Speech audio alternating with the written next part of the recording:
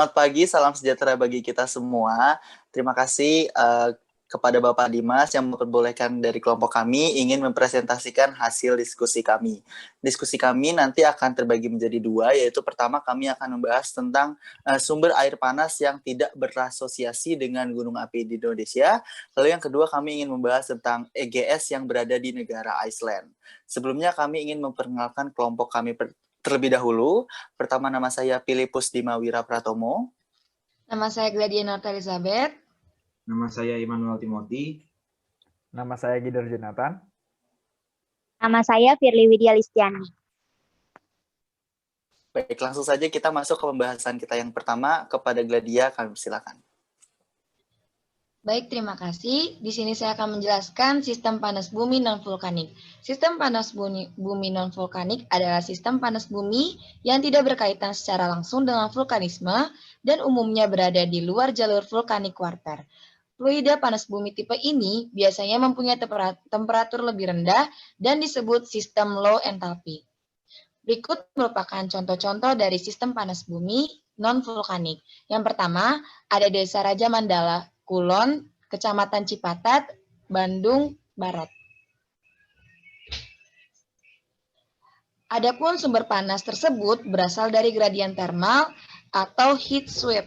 Kondisi ini terjadi ketika air masuk ke bagian dalam bumi sehingga ada laju peningkatan suhu air. Next. Dan yang kedua, ada Chata Skou Papua.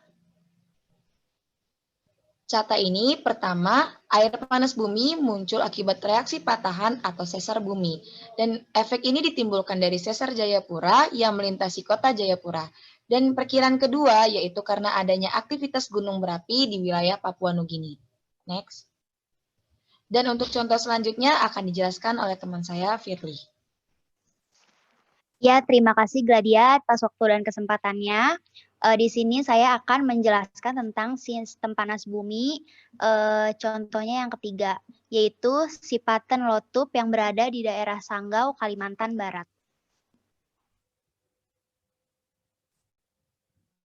Sipaten Lotup merupakan sumber air panas yang terbentuk secara geotermal dengan temperatur 52 sampai 55 derajat Celcius. Sumber panas ini berasal dari mata air yang dipanaskan oleh panas bumi.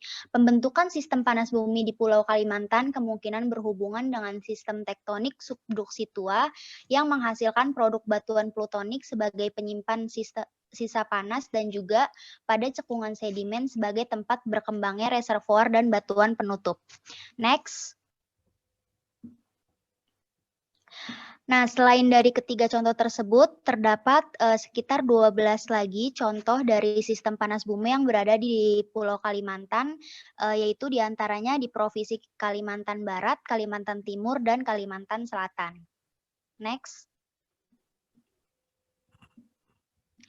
Berikut ini terdapat 3 gambar yang menggambarkan contoh sistem panas bumi yang berada di Pulau Kalimantan. Di gambar sebelah kiri yaitu adalah mata air panas Sibetuk yang memiliki suhu sekitar 45 sampai 56 derajat Celcius. Selanjutnya gambar yang di tengah yaitu mata air panas Tanuhi yang memiliki suhu sekitar 48,8 derajat Celcius, dan yang terakhir gambar di sebelah kanan adalah mata air panas Pembakulan yang memiliki suhu 44,8 derajat Celcius. Sekian dari kami bagian contoh sistem panas bumi. Selanjutnya saya kembalikan kepada Wira. Terima kasih. Terima kasih atas paparan materi yang pertama. Selanjutnya kami akan membahas mengenai EGS yang berada di Iceland. Mungkin bisa next. Nah, di Iceland kita sebut juga sebagai Iceland Deep Drilling Project atau IDDP, yaitu pertama kali pada tahun 2000. Lalu IDDP ini goals-nya adalah untuk menemukan supercritical hydrothermal fluida. Dan hasil dari setelah menemukan supercritical hydrothermal tersebut, setiap sumurnya dapat menghasilkan 20 sampai 50 kW per sumurnya. Lalu ini adalah gambar dari drilling rig yang berada di Iceland. Oke, selanjutnya kita akan membahas project Iceland Deep Drilling Project yang pertama. Project ini pertama kali dilakukan di Krafla di tahun 2009. Target pengeboran ini awalnya di 4.500 meter, namun pengeboran ini berhenti di 2.100 meter, dikarenakan bit sudah menyentuh magma reservoir tersebut. Nah, di sini gambarnya merupakan peta lokasi pengeboran di Krafla yang merupakan titik merah ini. Selanjutnya ini saya ingin menjelaskan konseptual modelnya. Ini merupakan konseptual model di project IDB1, dan di gambar kedua ini merupakan grafik time versus depth-nya. Garis biru ini menunjukkan adalah plan di pengeboran di Krafla. Nah, sedangkan garis merah ini merupakan grafik aktual pengeborannya. Nah, dapat dilihat sini di grafik merah ini bahwa pengeboran hanya sampai 2.100 meter saja karena sudah menyentuh magma, dan sudah dicoba juga untuk melakukan kedua kali, dan namun tidak bisa, dan pengeboran ini dapat bertahan sampai beberapa bulan saja, namun akhirnya pengeborannya harus ditutup karena terjadi main valve failure. Selanjutnya dijelaskan oleh Saudara Timo. Baik, terima kasih Gedar. Selanjutnya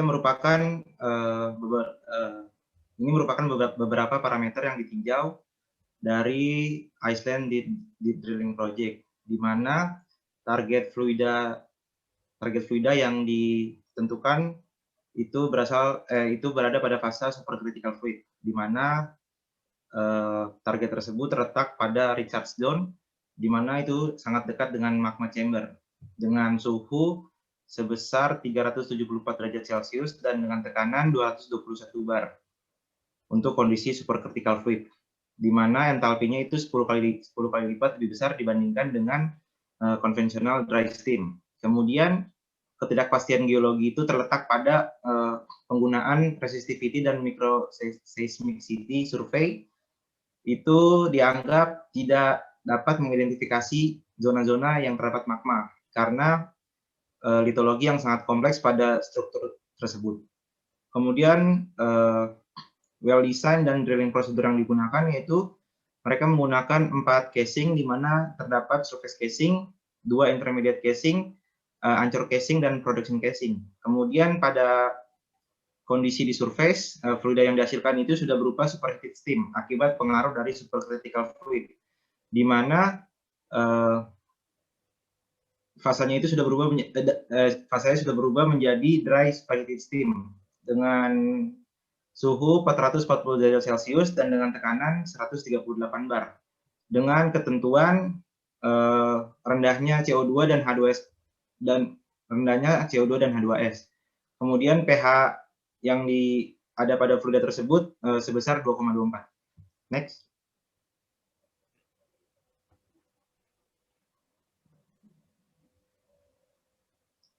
Baik, ini merupakan konseptual model dari Iceland Deep Drilling Project yang kedua, di mana pemboran itu dimulai pada tanggal 11 Agustus tahun 2016 dan berakhir pada tanggal 25 Januari 2017 dengan waktu tempuh sebanyak 167 hari, dengan kedalaman yang berhasil tercapai yaitu sebesar 4.659 meter atau setara dengan 15.285 feet, dengan temperatur yang dihasilkan sebesar 420 derajat Celcius atau setara dengan 800 Fahrenheit, dan tekanan sebesar 340 bar atau setara dengan 4.900 PSI. Next.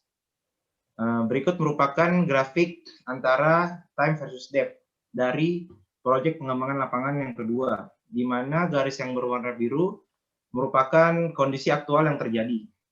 Sedangkan pada garis yang berwarna orange merupakan garis yang memprediksikan proyek dari pengembangan tersebut. Dapat diketahui bahwa proyek pengembangan ini dikatakan berhasil karena sudah mencapai target fluida yang ditentukan, yaitu supercritical fluid. Next. Baik, seperti yang kita tahu sebelumnya, bahwa project drilling yang berada di Iceland itu telah dilakukan sejak tahun 2000.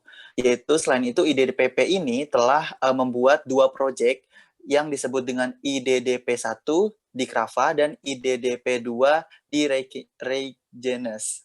Nah, pada IDDP1, drilling itu dihentikan pada kedalaman 2.100 meter dikarenakan drill bit telah menyentuh magma. Lalu pada IDDP2, proyek dikatakan berhasil karena pada kedalaman 4.659 meter ditemukan supercritical condition. Baik, sekian presentasi dari kami. Selamat pagi dan terima kasih semuanya. Terima kasih, Pak. Terima kasih, Pak.